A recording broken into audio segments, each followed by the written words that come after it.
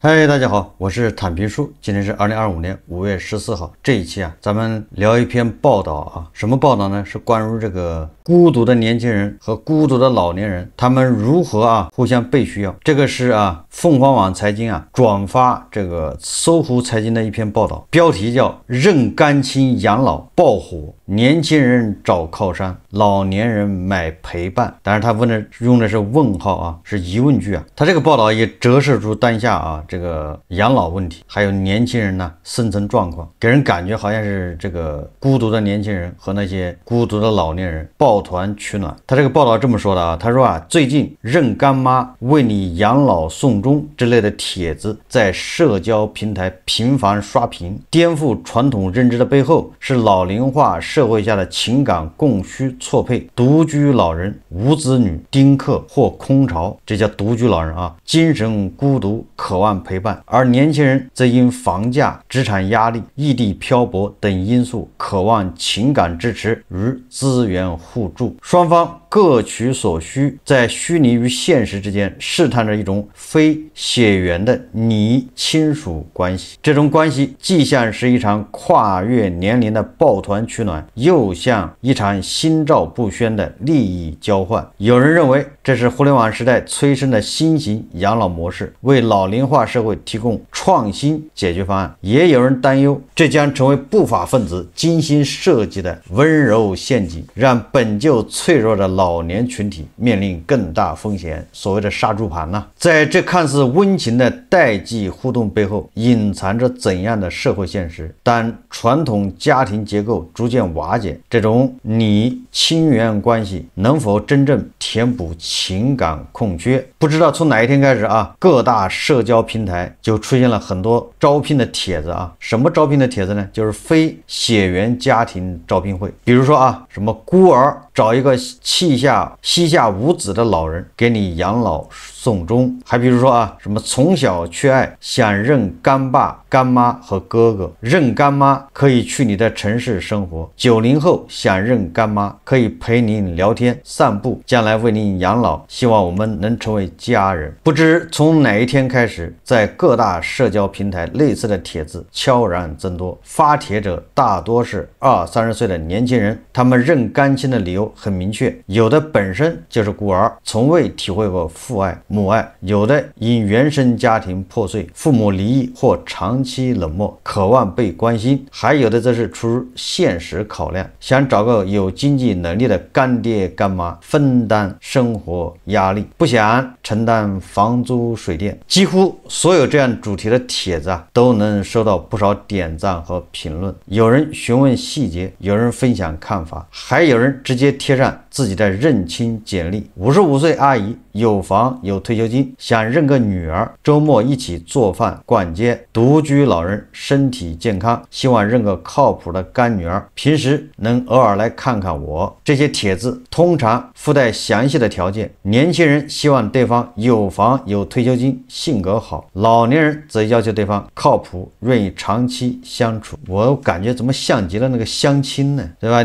年轻人他不单单是纯粹的这个情感依靠对吧？什么从小缺爱、孤儿，这个干妈找个干爹，那你还要求干爹有房有退休金，这个更像是相亲一些帖子下方甚至晒出了协议模板，约定每周探望次数、节日陪伴义务以及财产分配意向。你看还是奔着财产来的。说了一个主人公叫江阴，说江阴不知算法为何将这样的内容推送给他，不过这样的消息倒也让他认真的考虑起自己以后的养老问题。江阴51岁，离异无子女，去年已经办理了退休手续，在北京和天津各有一套房产，存款和退休金还算可观。你说说有房子，在北京天津都有房，而且还有存款还有退休金，这个也就是说有财产。大家都能想象他离异无子女，那以后这财产给谁呢？十有八九是国家的。作为独生女性，虽然弟弟和妹妹多次承诺会让外甥和侄女照顾她的晚年，但毕竟不是自己的孩子，每次家庭聚会看着弟弟妹妹其乐融融的一家子，江阴总会在热闹中感到一丝若有所失。江阴的个人问题也是母亲最担心的，她经常念叨：英子妈就担心你老了没人管。她总是笑着安慰母亲，说自己有钱有房，养老院都挑最好的住，可夜深人静时，他也会对着空荡荡的客厅发呆。钱能买来护理，但买不来亲情。窗外，这个江阴啊，手指滑动手机屏幕，那个发帖的女孩写道啊，说父母不在了，一个人生活，喜欢到各个城市旅行，喜欢跟不同的人聊天，喜欢小猫小狗，想找个能一起吃饭一起玩的阿姨，有个新家，就认个干妈啊。鬼使神差的，江阴点开了女孩的对话框，在这个孤独的午后，他第一次认真思考，除了等待被赡养，自己是否也能成为别人的依靠。27岁的陈琳在北京工作5年，父母早年离异，各自重组家庭后，他成了多余的人。去年春节，他在社交平台发帖说，有没有北京本地的叔叔阿姨愿意过年一起吃顿饭，我可以帮忙做家务陪聊天。没想到真的有人回复，陈琳说啊，而且还不止一个，好几个人主动联系我说可以跟他们一起过年。虽然最后陈琳并没有真的去陌生人家里，却因此结识了好几个长辈，他们的子女大多不在身边，也有家里有儿子想要个女儿的，还有丁克家庭。确实有人提出让我做干女儿，我也正在考虑这件事。类似陈琳这样的年轻人不在少数，有人坦言自己并非贪图物质，而是渴望被惦记的感觉。生病时有人关心，生日时有人祝福，过节时有地方可以去。当然也有一些年轻人很现实，直白地表示在一线城市打拼太累，房租占去大半工资，要是有个本地有房的干爸干妈，至少能有个落脚的地方，还能吃上家常饭，不用每天叫外卖。这文章说啊，为什么我们需要你亲缘关系？如今资源置换型认亲正在都市年轻人中形成新的生存策略，并且得到相当一部分老年人接纳和认可。心理咨询师啊认为，这种现象反映了当代年轻人情感代偿需求。什么叫情感代偿呢？说城市化进程中，许多人脱离原生家庭，独自面对高压生活。当现实社交难以满足情感需求时，他们在尝试构建替代性亲密关系。契约式亲情兴起，与老龄化社会的形成密不可分。国家统计局数据显示啊，我国60岁以上人口已达2.97亿，将近3个亿了。60岁以上的啊，占人口比例突破21%，相当于每5个中国人中就有一位花甲老人。这意味着中国已跨过国际通行标准线，正式迈入中度老龄化社会。随着银发时代的到来，一系列衍生问题也浮出水面。民政部最新数据显示，我国空巢老人占比已突破50%，在北上广深等一线城市及部分农村地区，这一比例甚至高达70%。这意味着超过1亿老年人正在独自面对生活的种种挑战。调查显示，超过1半的独居高龄老人常年患病，1/3患有心理问题，甚至抑郁症。在此情况下，付费陪伴应运而生。除了陪诊、陪聊、伴游等线下服务，还有一些老年人付费购买 AI 儿女和老伴，在线上充值换取24小时不间断陪伴。有专家指出啊，传统家庭养老功能弱化与公共服务供给不足之间形成了巨大的养老洼地。在此背景下，契约式亲情实际上构成了对正式养老服务体系的重要补充。相当一部分独居老人更倾向与年轻人建立类亲属关系，而非选择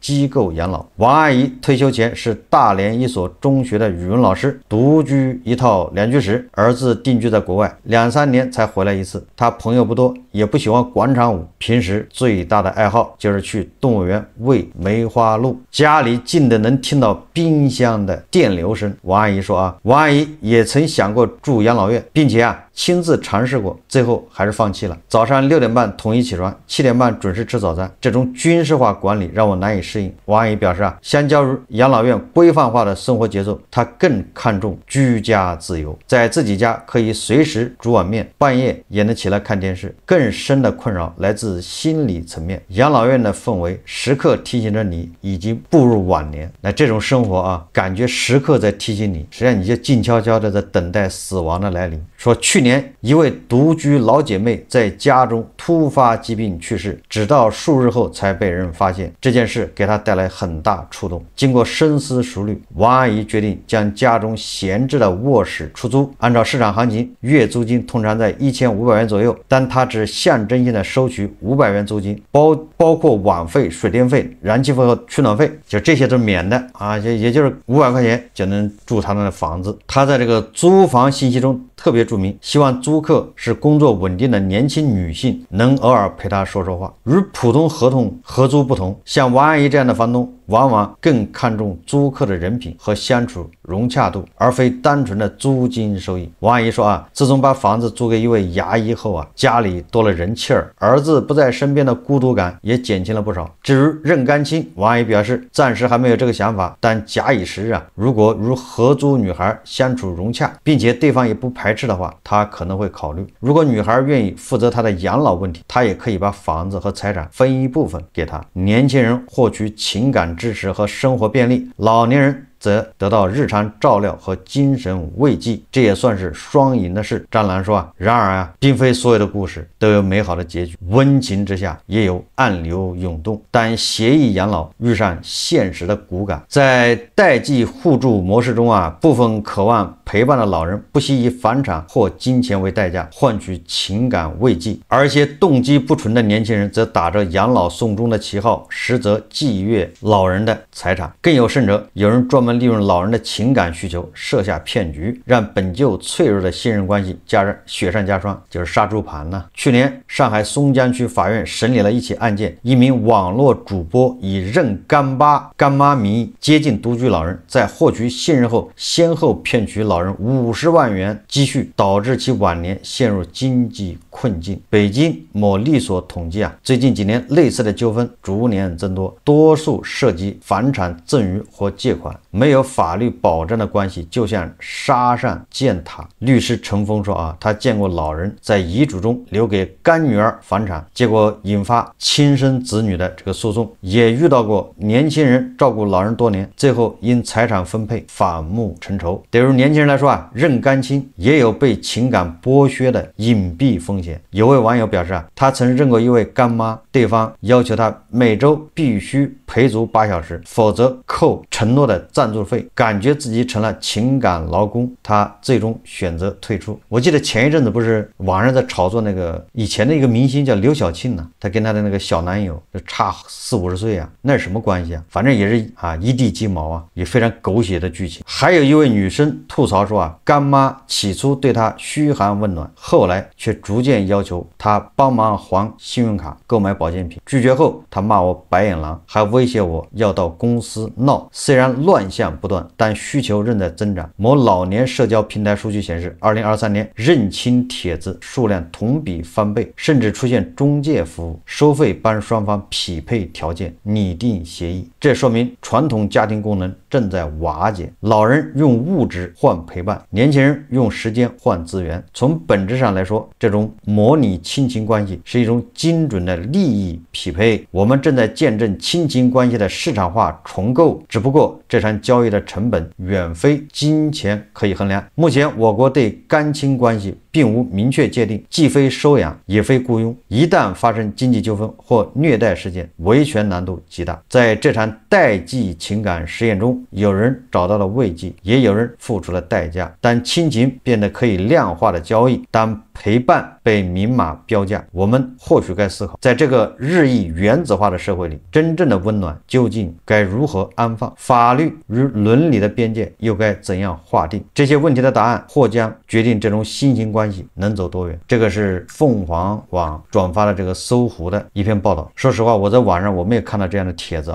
我只是通过这个报道我来谈谈我看法首先一个从老年人角度来说正好咱们改革开放40年，随着改革开放这个西方的很多思想对吧传入咱们而且也影响了咱们。那么这个有一阵子他就流行那个叫丁克家庭呢，就是夫妻俩不要孩子，因为种种原因反正他不想养孩子，然后他就养小狗，夫妻两人过2人世界。而且这种他会越来越多的人认同。那你想想第一代丁克家庭现在正好老了，因为40年过去了吗？随着时间推移，是不是这种丁克家庭会越来越多，他就没有后代。正因为没没有后代，哎，他们还享受了改革开放带来的成果，也就是物质条件不会太差，哎，但最差他有退休金。那城市的啊，农村他没有丁克这一说啊，所以有的还有房产，但是他没有后代。你看这种人越来越多，那这种人越来越多，实际上这种需求它就出来了。为什么啊？前几天网上也比较火的啊，一个报道说上海第一批丁克已步入晚年，很多媒体转发啊，讲的是上海第一批丁克孙根宝和彭美妹晚年因无子女在医院面临困境，孙根宝因心梗住院，彭美妹独自办理手续，并决定使用最好的药物治疗。年轻时他们享受自由生活，但50岁以后开始感到孤独。如今他们后悔没有孩子，孩子能带来的不仅是养老保障，更是血浓于水的亲情。大家看视频啊，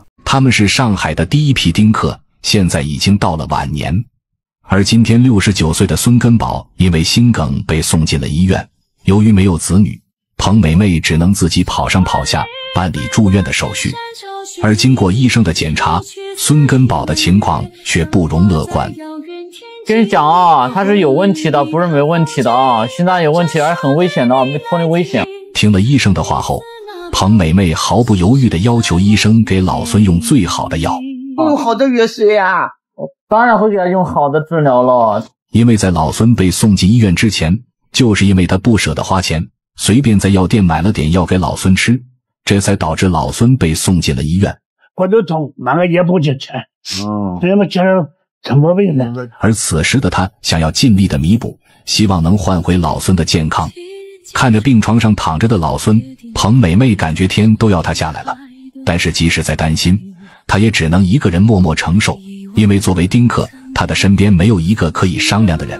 作为最早的一批丁克，老两口年轻时很是自豪，他们结婚后挣的钱都用来经营自己的2人世界了，3天2头的出去旅游，完全不用考虑孩子的花销。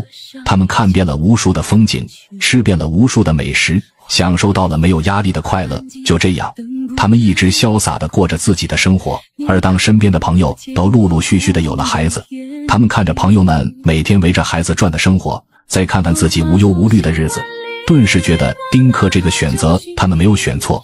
而在后来和朋友们一起聚会时，朋友们都聊的是孩子的话题，而他们一句话也插不上。慢慢的，他和朋友们也渐渐疏远，直到50岁后，体力开始减弱，美食也不再想吃。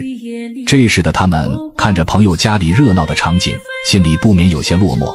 但是这时的他们还是不后悔当初的选择，因为只要他和爱人在一起，就不会孤单。直到今天，老孙的住院让彭奶奶第一次后悔做了丁克。她不敢想象，万一老孙离开了她自己一个人将会怎么度过余生。于是她拨通了侄女的电话，让她赶紧来医院商量一下老孙后续治疗的方案。个小时后，侄女才赶到医院，看到彭奶奶后便安慰她不要着急。侄女的安慰让她终于放下了坚强的伪装，默默地抹起了眼泪。随后亲戚们陆续赶到，商量是做手术还是保守治疗。因为动手术虽然能有效解决病症，但是风险太大，花费也高。最后众人决定还是保守治疗，而彭奶奶除了坚持亲自陪护老孙外，能做的就是默默的祈祷。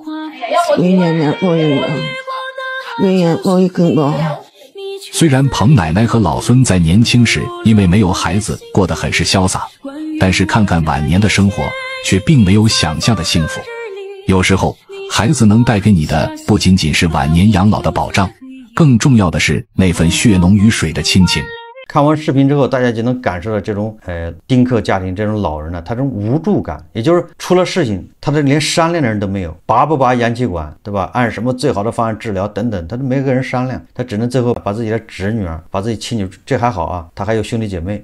越往后啊，这个丁克家庭连兄弟姐妹都没有，因为都是独生子女，那个时候真的是连找个人商量一下都很难。这种现象后会越来越多。当然了，有的不是丁克家庭啊，有的是子女离得远。远，对吧？你在上海，子女恐怕在东北或者在新疆，还有更有甚至子女在国外，对吧？这种情况也很多。这是从老年人的角度看问题，所以这个需求就非常大。那像他们这个情况怎么解决呢？情感需求啊，你不能靠养老院解决啊，养老院解决不了这些事情。养老院更像是一个托底的机构，临终关怀。进了养老院呢，就相当于离这个太平间又近了一步。所以我们要注意到啊，往往这些老人呢，他还有一定的经济条件，他不是一穷二白。那我们再从这个年轻人角度来看呢，对吧？更多的年轻人从小城市进大城市，从农村进城市，他们漂泊在城市里面非常困难，对吧？这个面临高额的房价，面临高额的房租，工作还难找，就业难嘛，他们压力非常大。最主要的是看不到希望，就不知道未来在哪儿，不知道下一步能干什么。但是他又回不到自己的原来的那个小城市，回去更没有前途，对吧？越小的城市，那越是拼爹啊，对吧？你七大姑八大姨不行，你爹不行，那你回去更没戏。但是在大城市，他又没有任何资源，一切都靠自己，所以这些年轻人是不是他也有这个需求？所以我觉得啊，随着这个社会的在发展呢，这种匹配啊就会越来越多，就是供需双方这个基数越来越大，所以这个问题要正视啊，它是绕不过去的。我记得这个前不久咱们在节目里面介绍过北京顺义啊，对吧？一个老汉，他有兄弟姐妹啊，但是他没有子女，然后他就跟同村的一个邻居啊，他们关系比较好，然后在村里面的那个见证之下啊，好像跟那个签了个协议，说由他的邻居啊养老送终，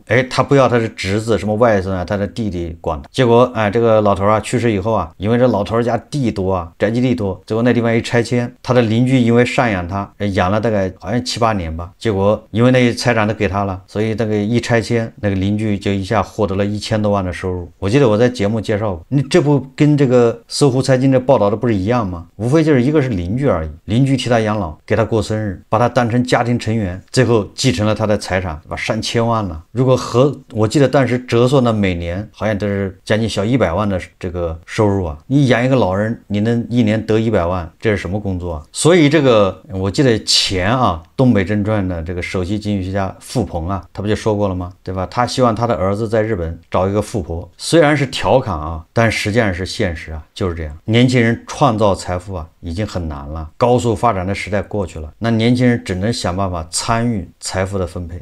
这种给这个老年人呢养老送终，对吧？他们有没有子女，或者有子女，对吧？只要到时候把财产这个遗嘱说清楚，替他养老送终，你还能继承他的财产，这不就是傅鹏说的吗？参与财产分配。所以我在想啊，随着这个社会在发展，这种现象肯定是越来越多。只要他不犯法，只要他不违反法律，我觉得应该容忍他。这个是双方的一种情感需要，对吧？年轻人他没有资源，他也没有前途；老年人他也没有亲情，面临着这个自己的机能、身体的衰退、生老病死，没人管。如果双方匹配的好，这个是好事啊。当然了，我们虽然说这个这里面有很多这个猫腻在里面，比如说啊，就类似于包养关系，但是这些啊，只要不违法，你情我愿，不影响其他人，对吧？也就是不影响第三人，那你说你还能怎么样呢？我想啊，如果这个社会给年轻人更多的机会，年轻人对吧，对未来充满希望，那哪个年轻人愿意去做这事呢？那自己的父母还养不过来呢，对吧？还去认一个干妈。某种程度上，年轻人认干爹干妈，你可以理解成他换赛道啊，换装备了，对吧？他以前的父母都给不了他帮助，甚至他以前的父母恐怕还制约他发展。当然了，也有可能他没有父母了，他是孤儿，所以他认个干爹干妈，那相当于是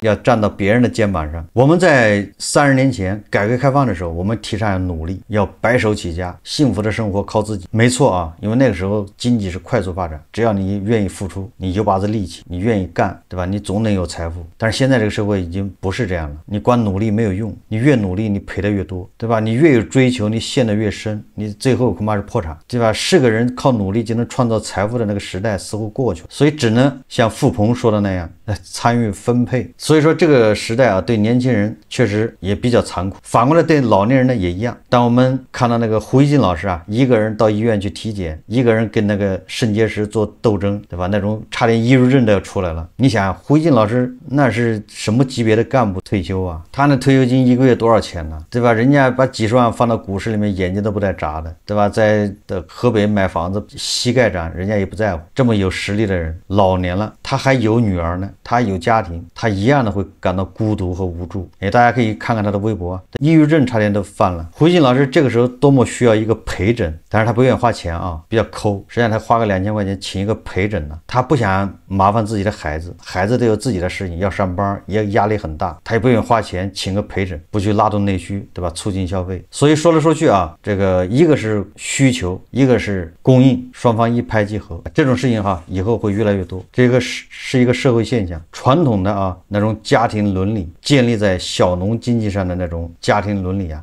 要被重新解构啊。好，我们这期节目啊就聊到这里，感谢大家收看。如果喜欢我的节目，欢迎订阅转发，也可以在下方留言评论，谢谢大家。